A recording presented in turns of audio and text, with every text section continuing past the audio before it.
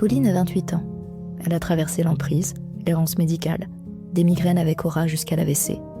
Puis un mot a enfin donné du sens, SAPL, le syndrome des antiphospholipides. Elle raconte comment on se relève, comment on réapprend à vivre avec son corps, la thérapie, le sport, et ce mantra qui l'aide à tenir, le bonheur reviendra. Attention, cet épisode aborde des violences psychologiques, l'anxiété et le deuil. Il peut raviver des souvenirs douloureux. Si vous sentez que l'écoute devient difficile, faites une pause ou arrêtez complètement l'épisode. Pensez également à consulter un professionnel de santé si besoin. Prenez soin de vous. Vous êtes sur État d'âme, le podcast au cœur de votre santé. Excellente écoute.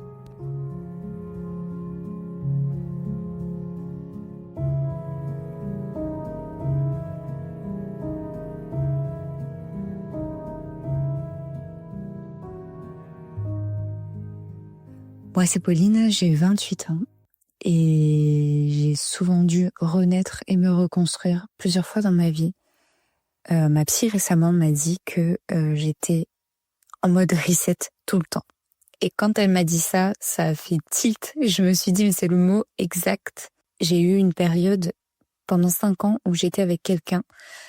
Je vais pas utiliser le terme relation toxique parce qu'on utilise beaucoup ce mot, mais j'étais dans une relation psychologiquement abusive. Je me suis retrouvée en fait en enfer. Je pesais plus que 40 kilos, j'étais plus qu'un squelette. On parle beaucoup des violences physiques, mais il y a aussi les violences psychologiques qui peuvent vraiment nous mener en enfer. Et ça a été mon cas, que ce soit mon état physique, émotionnel, mental. J'étais vraiment en fait au bord du gouffre. Et je crois que j'aurais pu vraiment en finir, tellement la souffrance psychologique était intense pour ma part, en sachant que j'avais déjà des problèmes personnels et de santé qui commençaient à ce moment-là. Ensuite, j'ai déménagé, j'ai tout laissé, ma maison, mes animaux, enfin... Heureusement, j'ai emmené un de mes chats, mais j'ai tout laissé et je suis repartie vivre chez mes parents pour ensuite me retrouver un nouvel appart. Ça a été très dur, il y a eu beaucoup d'emprise, même 2-3 ans après, il continuait. Donc j'ai eu beaucoup de mal à sortir de tout ça, de cette prison dorée en fait. Donc je suis repartie de zéro et ce que je cherchais à sauver à ce moment-là, c'était ma peau. Je cherchais à me sauver, vraiment. Ensuite, j'ai entamé un énorme travail sur moi-même. J'ai commencé à aller à la salle de sport, j'ai pris 9,5 kg. J'ai été voir une nutritionniste. J'ai changé de plan alimentaire. Je me suis intéressée au développement personnel, donc c'est-à-dire que j'ai acheté des tonnes et des tonnes de livres. Je me suis formée aussi en reprogrammation mentale. Il y a la méthode d'Émile Coué qui m'a aussi beaucoup aidée dans cette reconstruction. Émotionnellement, ce que ça m'a apporté, c'est juste un changement de mindset. J'ai compris que on était maître de nous-mêmes et qu'en fait, en changeant nos schémas de pensée, on pouvait changer notre vie. Donc j'ai fait en sorte que tout ce noir, en fait, devienne couleur, tout simplement. De retrouver un peu de vie, de joie de vivre, puisque c'est moi, en fait, à la base. Donc voilà, vu que j'ai été pas mal détruite, en plus de ces soucis de santé qui commençaient, je me suis dit, c'est le moment, faut s'intéresser à tout ça, au stoïcisme, au dev perso, etc. J'ai commencé aussi à écrire mon livre autobiographique. Alors ça peut paraître égoïste, mais pourtant c'est très thérapeutique et libérateur. L'idée de ce projet, en fait, est venue comme ça. Alors pour l'instant, je suis plus trop dessus. Mais il faut savoir qu'écrire sur soi, ça aide à libérer les émotions. Et je me suis dit, je vais écrire mon histoire parce que j'ai beaucoup de choses à raconter.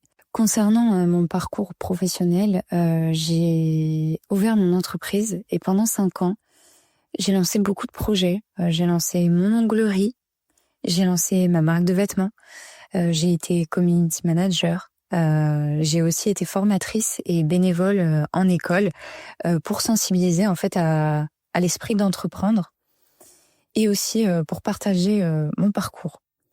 Et ça m'animait beaucoup le fait d'être à mon compte et de gérer mes propres horaires, puisque avant j'ai fait 5 ans en grande surface, donc ça a été un mal pour un bien puisque j'ai très mal vécu cette expérience niveau pro. Et le fait d'entreprendre, ça a changé beaucoup de choses. Surtout au niveau du mental aussi, puisque on est un peu livré à soi-même. Donc voilà, j'ai lancé beaucoup de projets et à chaque fois, ma santé m'a freinée et m'a empêchée de lancer ce que je voulais lancer, puisque je suis multipotentielle et que je m'intéresse à énormément de domaines. Et donc, ce qui m'animait à l'époque, c'était vraiment cette idée-là d'être à mon compte, de me lancer, de n'avoir personne au-dessus de moi et de gérer surtout par rapport à ma santé, parce que j'ai découvert en psychologie et aussi en PNL quand je me suis formée, c'est que sur moi-même déjà, j'avais conscience que le mental était d'une puissance redoutable et que vraiment on peut en faire un allié. La discipline aussi, parce que parfois on a la motivation, mais la discipline prendra toujours en fait le dessus sur la motivation au bout d'un moment, parce que la motivation c'est le feu de départ, mais le feu peut s'éteindre rapidement et c'est à nous de nous discipliner au fur et à mesure. Donc j'ai appris ça sur moi-même, mais aussi sur les autres, et ça m'a appris à comprendre aussi tout ce qui était blessure d'enfance, enfant intérieur. Voilà, je me suis mise à l'auto-hypnose, à la méditation. J'ai vraiment mis plein de choses en place puisque je commençais à faire des crises d'angoisse à ce moment-là, suite à du coup ma relation, la relation dans laquelle j'étais. Et donc c'est en fait suite à ces crises d'angoisse où vraiment là j'étais je convulsais, c'était vraiment des crises qui étaient devenues invivables malgré ma volonté de m'en sortir. J'ai décidé de mon propre chef de consulter une infirmière psychiatrique chaque mois et une psychologue tous les 2 mois. Et ça va faire du coup 3 ans, bientôt 4 ans que je suis suivie mensuellement. Et moi, ça me fait du bien d'avoir quelqu'un qui m'écoute. Même si on peut avoir des amis, j'estime que suivre une thérapie, ça peut être nécessaire. Et j'ai mis plusieurs années à trouver la bonne psychologue, puisqu'aujourd'hui j'ai trouvé une psy qui me fait faire de l'art-thérapie, qui me prête des livres, qui me partage des citations, qui me demande de regarder certains films, qui me partage des audios de méditation, qui me propose d'aller marcher.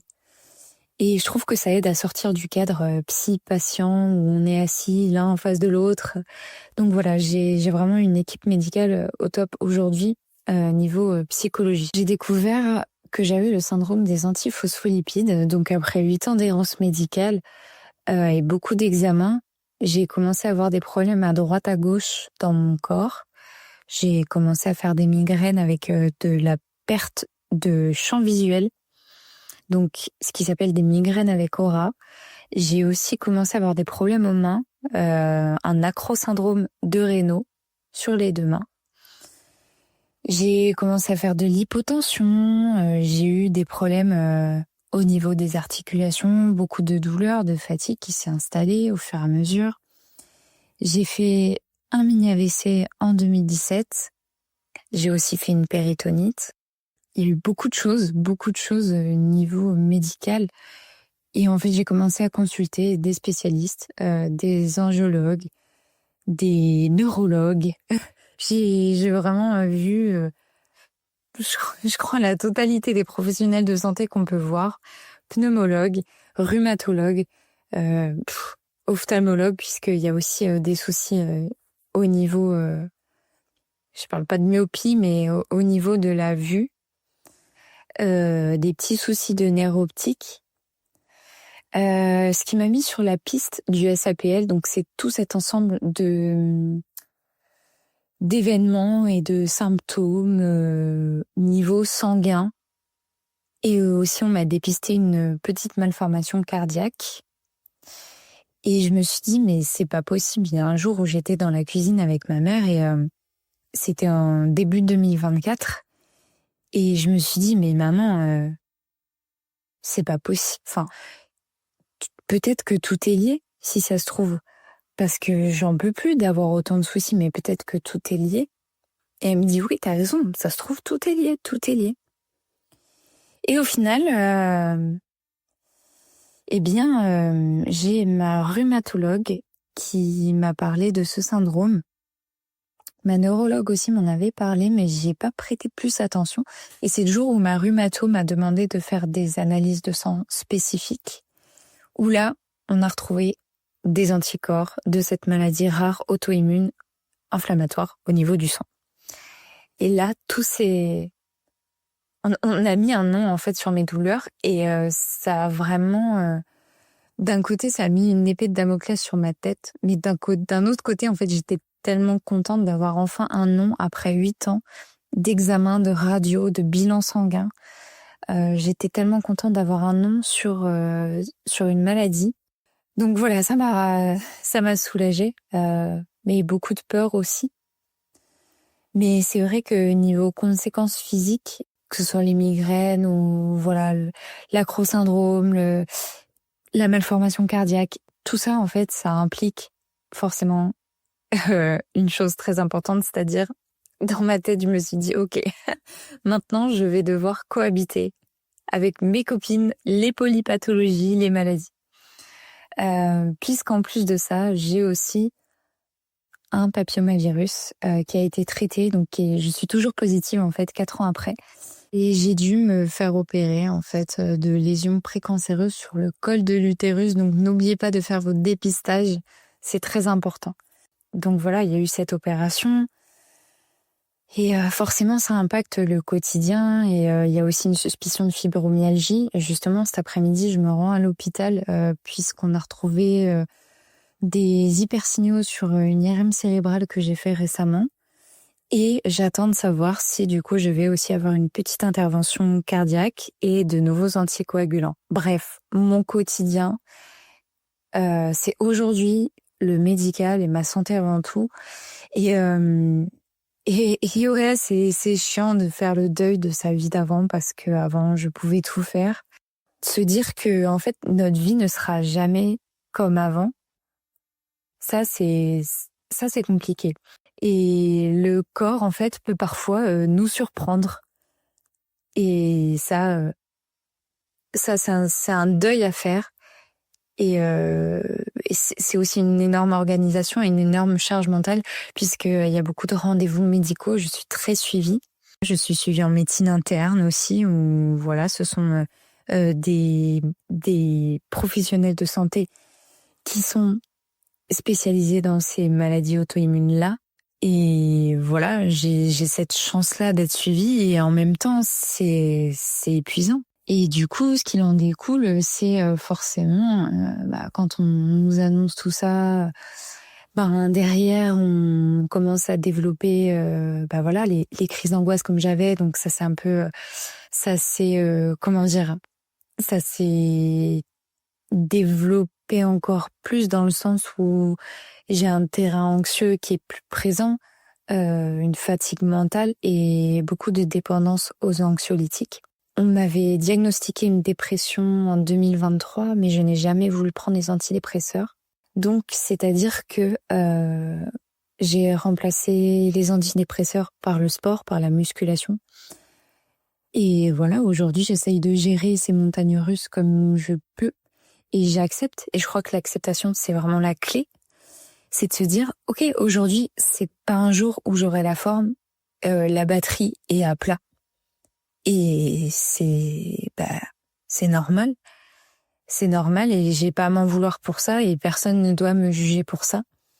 Donc voilà. Aujourd'hui, le sport, ça représente pour moi mon exutoire. C'est la musculation, c'est mon échappatoire et j'y vais même pas pour le côté physique puisque j'ai réussi à reprendre du poids, mais j'y vais pour le côté mental et j'y vais pour le côté je vide ma tête là-bas. Je ne pense à rien là-bas et je fais mon sport et j'ai cette sensation de bien-être à la fin de ma séance et ça c'est indispensable en fait. Je peux pas me laisser aller, je peux pas être sédentaire pour moi c'est ma plus grande peur et pour moi c'est une force, c'est vraiment un échappatoire et c'est une discipline qui est vitale, qui est importante, qui fait partie de moi aujourd'hui. Donc le sport, que ce soit même le yoga, la marche, les pilates, que ce soit le stretching, la mobilité, toutes ces petites choses qu'on peut faire et mettre en place pour soulager les douleurs, c'est un exutoire, c'est vraiment c'est l'endroit où je peux respirer en fait. Donc finalement, on pense que le sport, ça va nous fatiguer encore plus et au contraire, ça nous donne un nouveau souffle en fait. C'est l'impression que j'ai. Comment garder espoir malgré les douleurs, les traitements et la peur des nouvelles interventions, la peur des nouveaux traitements? Je dirais que le bonheur reviendra. C'est le nom de mon compte TikTok et ça vient d'un tatouage que j'ai. Je suis tatouée un peu de partout, mais il y a une phrase que j'ai où c'est en fait le poème de Jacques Prévert. Le bonheur en partant m'a dit qu'il reviendrait. Et j'ai toujours gardé espoir. On a tous une petite flamme en nous, et ça, j'en suis convaincue.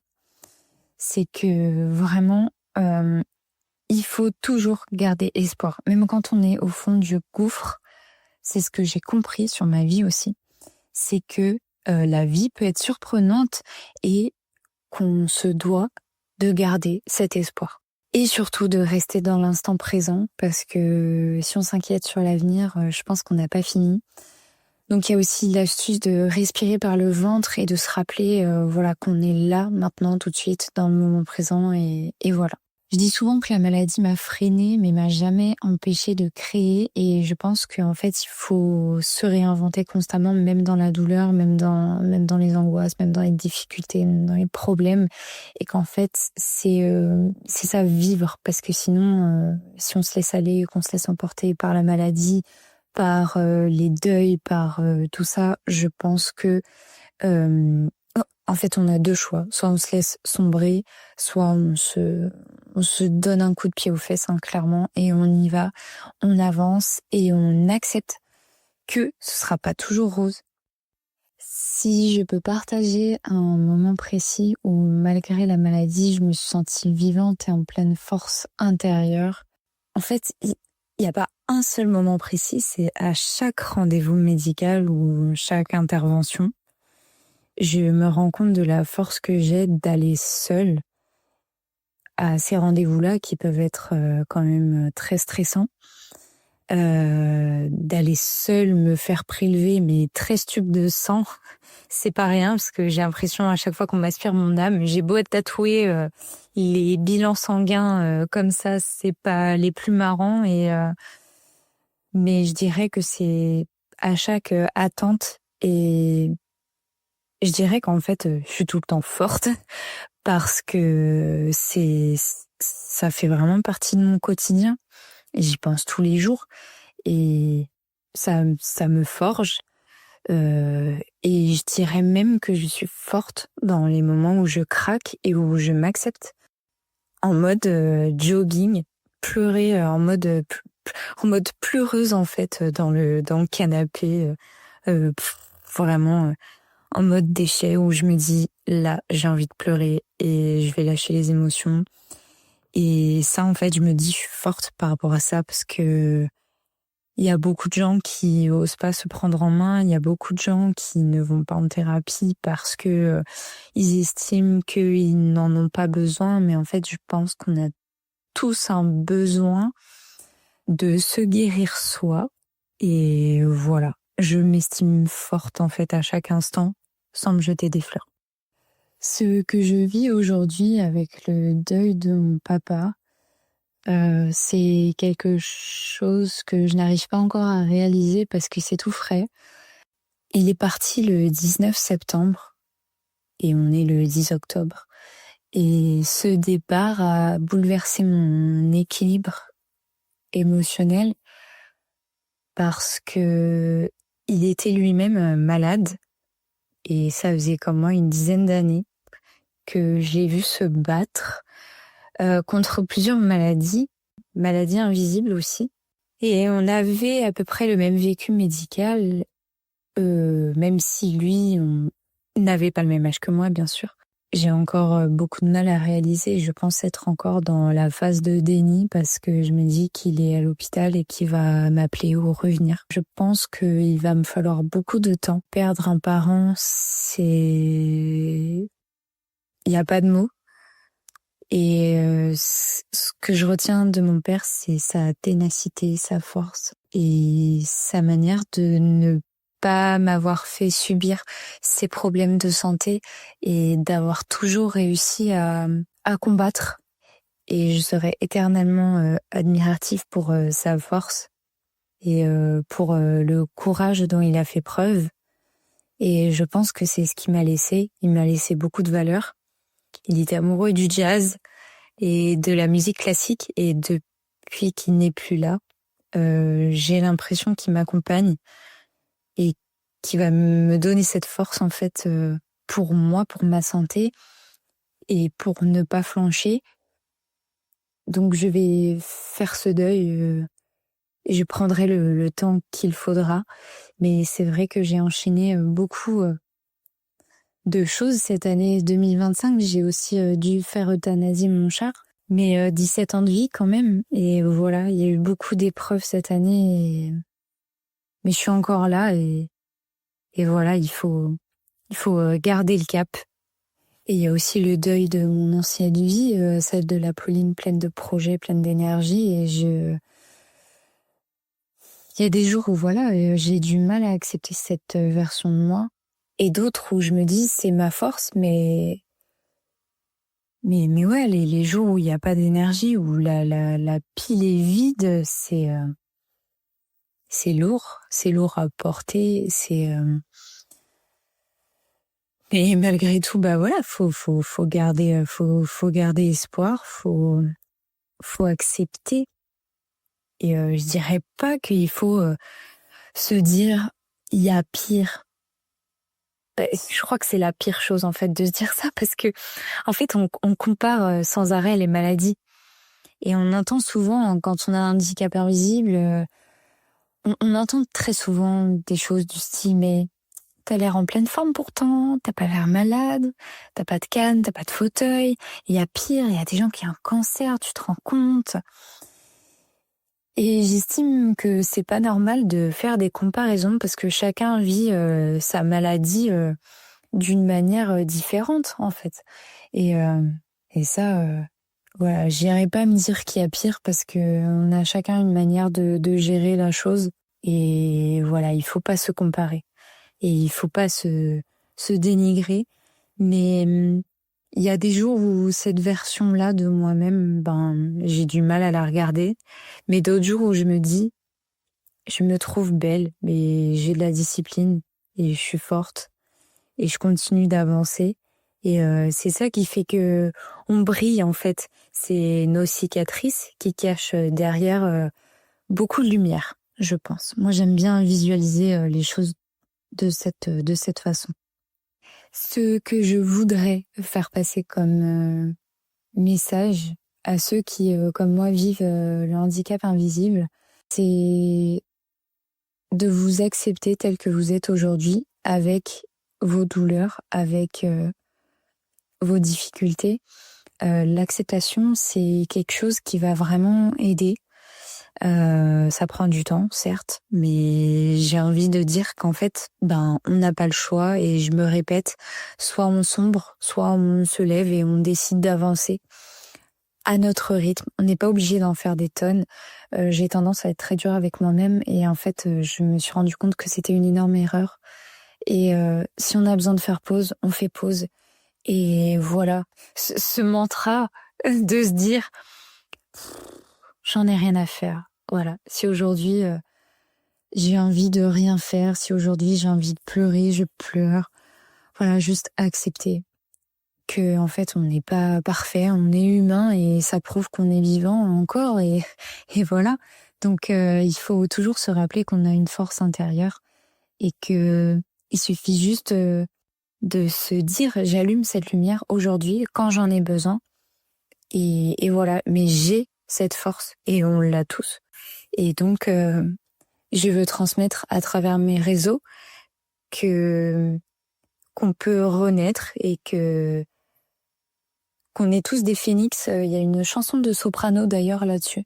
Et en fait, chaque jour est une nouvelle, même chaque minute, chaque seconde, on a une nouvelle chance. Donc voilà, ça c'est important de garder espoir. Je voudrais dire à la Pauline d'avant, qui se battait seule pour exister, pour être entendue, qu'elle peut être fière de tout son parcours, même s'il n'a pas forcément abouti, ou même si ses projets n'ont pas été forcément... si même j'ai pas été au bout de mes projets, je suis fière parce que j'ai tout essayé, parce que j'ai tenté, parce que j'ai pas de regrets, parce que je peux me regarder dans un miroir, parce que je continue à prendre soin de moi, à me maquiller, à me faire jolie pour moi, parce que je continue à rire de rien, parce que je continue à prendre soin de moi, à vraiment m'apprêter, me faire jolie pour moi, parce que dans le miroir, j'ai pas envie de renvoyer cette image de celle qui se laisse aller, parce que j'ai de la force et parce qu'on l'a tous en fait, et voilà. Et je dirais que je suis vraiment fière d'en être là aujourd'hui, même s'il y a eu des expériences qui n'ont pas abouti. C'est pas des échecs, c'est des leçons, c'est des expériences, c'est de l'apprentissage. Et le message que j'aimerais laisser à celles et ceux qui m'écouteront dans ce podcast, j'ai envie de dire, le bonheur reviendra. Il revient toujours. Faut se laisser surprendre par la vie. Parfois on pense que vraiment tout est terminé, on pense que y a pas d'espoir, mais en fait, sans me vanter, je suis la preuve vivante que on peut renaître à chaque instant, à chaque épreuve. Il suffit juste de se dire que on a tous une force qu'on peut faire grandir. Et ça, c'est à nous-mêmes de le décider. Et voilà, juste, le bonheur reviendra. Ne perdez jamais, jamais, jamais espoir. Et ne vous laissez pas faire parce que, oui, la vie, parfois, ne fait pas de cadeaux. Mais derrière, on apprend et peut-être que ça peut nous mener sur des chemins magnifiques, en fait.